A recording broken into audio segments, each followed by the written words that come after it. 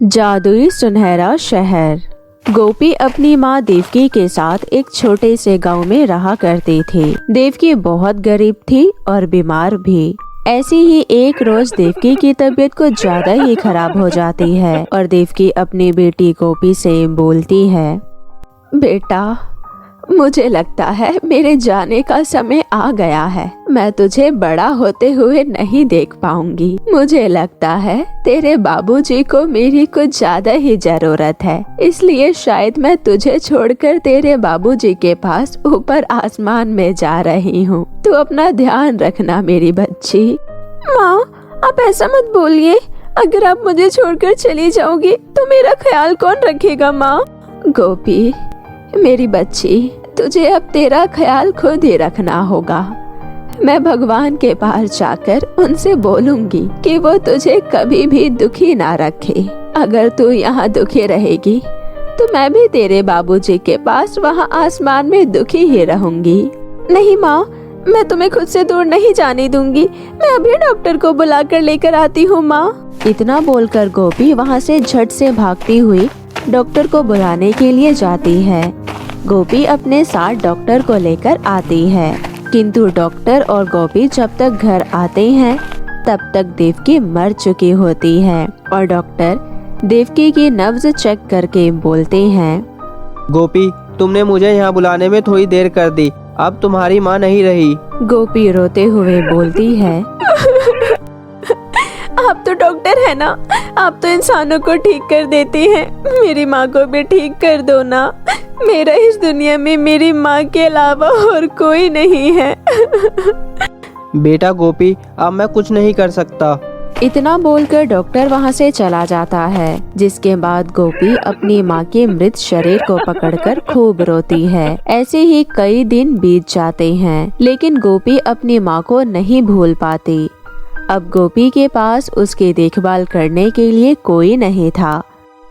उसकी माँ के जाने के बाद गोपी से कोई भी ये पूछने वाला नहीं था कि उसने खाना खाया है या नहीं, और गोपी कभी मंदिर से तो कभी किसी के घर से खाना चोरी करके खाती थी। एक रोज बहुत तेज बारिश हो रही थी। गोपी के घर की छत टपकने लगती है, जिसके बाद गोपी बाहर जाकर एक रेड़ी के नीचे छुपकर बैठ जाती है और तारों को देखकर खुद से बोलती है, माँ भी बाबूजी की तरह तारा बन गई। भगवान जी, आप मुझे भी तारा बना दो और मेरे बाबूजी और माँ जी से मुझे भी मिलवा दो। गोपी बेचारी उन तारों को देखकर अपनी माँ को सोचती है और सोचते सोचते वो जोर जोर से रोने लगती है और रोते रोते उसी रेड़ी के नीचे सो जाती है। और उसके सपने में एक स्वर्गलोक से एक देवी आती है और वो गोपी से बोलती है, गोपी, मैं स्वर्गलोक से आई हूँ। मुझे तुम्हारी माँ ने भेजा है, तो बताओ तुम्हें मुझसे क्या चाहिए? तुम जो भी मांगोगी वो तुम्हें जरूर मिलेगा। मेरे पास खाने के लिए कुछ नहीं है और ना ही रहने के लिए घर है। मुझे आपसे ऐसी शक्ति चाहिए कि मैं जिसे भी छू लूं वो चीज सोने की बन जाए। तथास्तु, तुम्हारी मनोकामना जरूर पूरी होगी पुत्री। इतना बोलकर स्वर्गलोक से आई देवी गोपी की आंखों के सामने से अदृश्य हो जाती है और यहाँ गोपी की आंखें खुल जाती है। और जैसे ही उसकी आंखें खुलती है वो अपने आप को उसी हालत में पाती है जिस हालत में वो एक रेड़ी के नीचे पिछले रात सोई थी। तभी वो उठकर बोलती है, अरे, शायद मैं कोई सपना देख रही थी, पर ऐसा भी तो हो सकता है कि वो सपना सच हो। एक काम करती हूँ, मैं इस रेड़ी को छू कर देखती हूँ ये सोना बनती है या नहीं। ये सोचकर गोपी अपना हाथ उस रेड़ी पर रखती है और बोलती है, मैं चाहती हूँ कि ये रेड़ी सोने की बन जाए। गोपी के हाथ लगाते ही और इतना बोलते ही पूरी की पूरी रेड़ी सोने की बन जाती है, जिसके बाद उसको यकीन हो जाता है कि उसने जो भी सपना देखा वो एक सपना नहीं, असलियत में वो एक हकीकत थी। अब गोपी इसके बाद अपने घर जाती है और अपने घर को बाहर से ही छूकर बोलती है, मैं चाहती हूँ कि मेरा घर सोने का बन जाए। गोपी के इतना बोलते ही पूरा का पूरा घर सोने का बन जाता है। गोपी का सुनहरा घर देखकर उसके आसपास के लोग गोपी के पास आते हैं और बोलते हैं, अरे गोपी बेटा, ऐसा क्या हुआ जो पलक झपकते ही तुम्हारा घर सुनहरा सोने का बन गया? और तो और घर का रखा हुआ सारा सामान भी सुनहरा सोने का बन गया। पर ऐसे कैसे हो गया बेटी?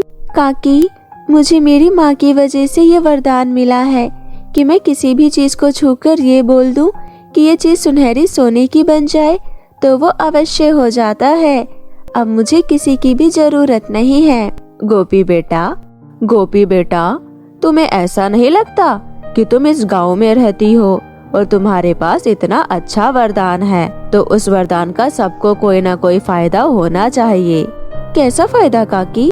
अरे गोपी बेटा, तुम सबकी मदद करने की सोचो, तभी तो भगवान तुम्हारी मदद करेगा। तुम एक काम करो, इस पूरे शहर को सुनहरा शहर बना दो ताकि दूर दराज के लोग हमारे गांव को देखने के लिए आए और हमारा गांव सुनहरे शहर के नाम से प्रसिद्ध हो जाए।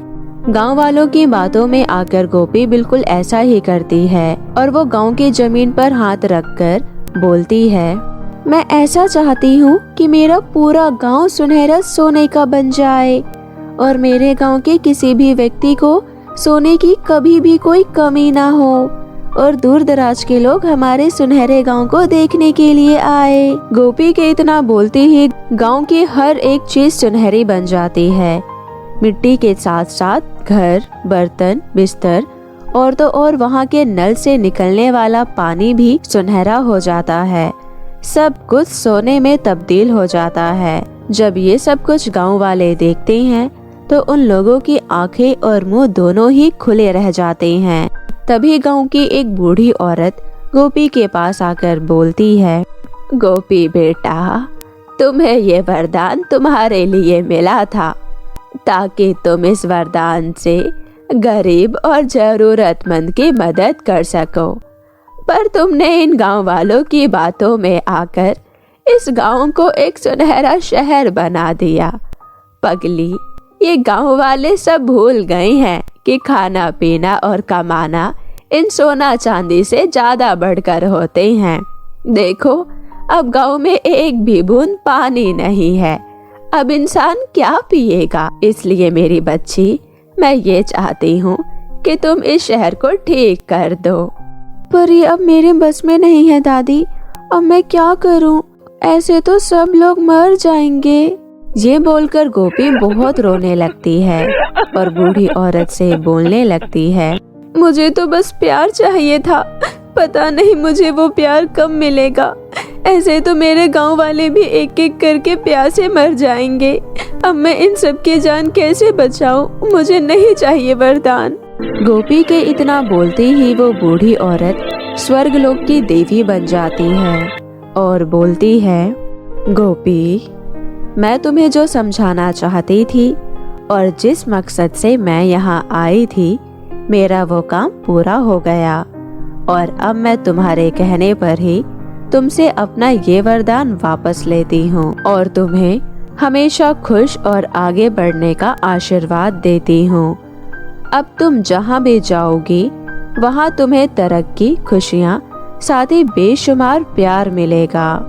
इतना कहकर देवी अदृश्य हो जाती है और वापस से पूरा गांव पहले जैसा हो जाता है और अब गोपी साधारण तरीके से अपना खुशहाल जीवन व्यतीत करने लगती है।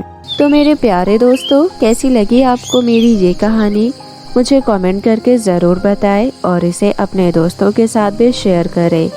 और हाँ दोस्तों, अगर आपने अब तक मेरे चैनल को सब्सक्राइब नहीं किया है तो जल्दी से नीचे लाल बटन दबाकर अभी कर ले। तो मिलती हूँ आपसे फिर किसी नई कहानी के साथ। तब तक के लिए आप अपना ध्यान रखें। बाय बाय दोस्तों।